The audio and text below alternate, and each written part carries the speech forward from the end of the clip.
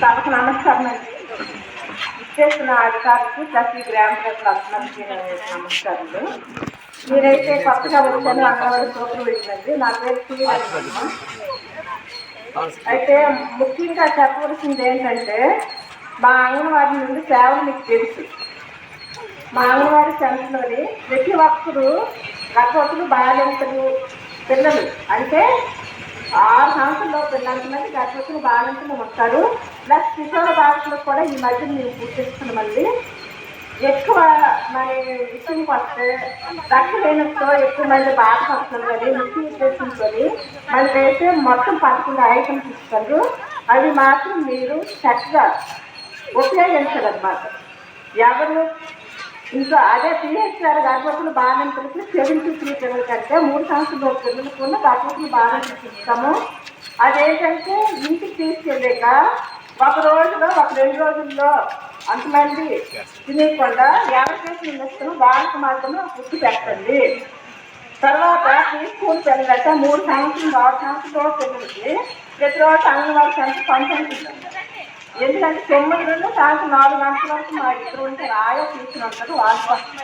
వాళ్ళకి గురి పెడతారు. ప్లస్ బోధన కార్యక్రమం కూడా ఉంటుంది. ఇప్పుడైతే మన పేరు 1 ఫీజు బుక్ వచ్చేది ఎల్కేజీ, యూకేజీ, నర్సింగ్ సంబంధించి చాలా మంది. అందుకోసం 5 సంవత్సరాల లోపు ఇక్కడైతే ఎవరు డ్రాయింగ్ చేయరు. కాంగ్రెస్ గట్టిన తెచ్చి అందులో తీసుకు పంపిస్తారు. ఉదయం 8:30 రెడీ చేసి ఆయమ్మ స్కూల్. తర్వాత మెయిన్ ఏంటంటే, ఇప్పుడు ఒక బాల్యం అయ్యిందంటే ఆ బాల్యం 6 మాసాలు పెట్టాలి. 6 మాసాల తర్వాత 7వ నెల నుండి 3 సంవత్సరాల లోపు అదనంగా ఫుడ్ పెట్టాలి. పచ్చని అట్లా ఉంటాయి అనిస్తున్నాను కదా. పచ్చినేమి వద్దాం, ప్రతిదీ తినొచ్చు. ఆ బాలింత కడుపు నిండా ఫుడ్ తీసుకుంటేనే బేబీ పాలు వస్తాయి.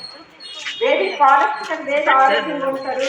అలాంటిది ఇప్పుడు పెట్టని ఇక్కడ అంతమంది ఉన్నారు అంటే ఏంటి వాళ్ళు ఏం చెప్తారంటే, ఇప్పుడు బాలింతమ్మ అది తినకూడదు, ఇది తినకూడదు అంటారు. అదేమి లేదు, మొత్తం అన్ని తినొచ్చు.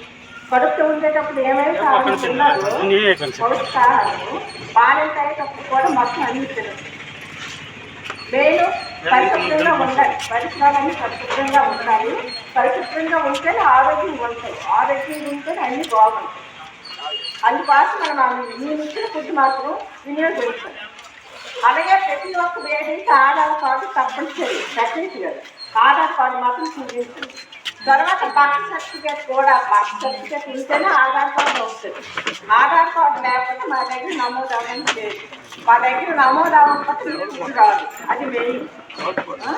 ఏదో నుంచి మాత్రం ఆధార్ కార్డు ఇంకో మనకి సర్టిఫికేట్ ఉన్నాం కదా, సచివాలయం చెప్పండి ఆధార్ కార్డు చేయాలి. సరే, 50% సర్టిఫికేట్ ఉన్న 50% అధికారులకి